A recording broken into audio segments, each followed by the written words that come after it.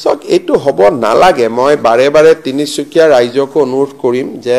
দুইটা কমিউনিটিৰ মাজত সদায় ভুল বুজাবুজি হৈ থাকিলে অসমত ইনভেষ্টমেন্ট নাহিব অসমখন আগবাঢ়ি নাযাব এই বিশেষ বস্তুটোলৈ মই খুব চিন্তিত খুব দুঃখিত যে বাৰে বাৰে দুইটা কমিউনিটিৰ মাজত এটা এনেকুৱা এটা পৰিবেশ সৃষ্টি হৈ আছে কিছুদিন পিছত মই আমাৰ মন্ত্ৰী সভাৰ জ্যেষ্ঠ সদস্য দুজনক পঠাম যাতে দুইটা কমিউনিটিৰ লগত আলোচনা কৰি এটা শান্তিৰ বাতাবৰণ হ'ব পাৰে কাৰণ এনেকুৱা খবৰ বাহিৰত গলেই অসমৰ প্ৰতি আকৌ প্ৰশ্নবোধক চিন আহি যায় সেইকাৰণে এটোলৈ মই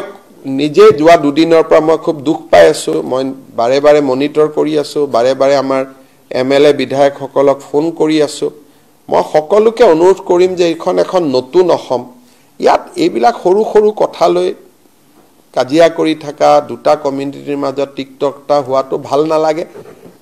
পূজা উৎসৱ সকলোৰে ভাল কৰি হৈ যাক আমি ঈদতো বাধা দিব নালাগে নামাজতো বাধা দিব নালাগে ছট পূজাতো বাধা দিব নালাগে দুৰ্গা পূজাতো বাধা দিব নালাগে নাম কীৰ্তনতো বাধা দিব নালাগে কিবা স্থানক লৈ যদি কিবা অসুবিধা আছে আলাপ আলোচনা কৰি আমি মীমাংসা কৰিম কিন্তু বাৰে বাৰে এই ঘটনাটোৱে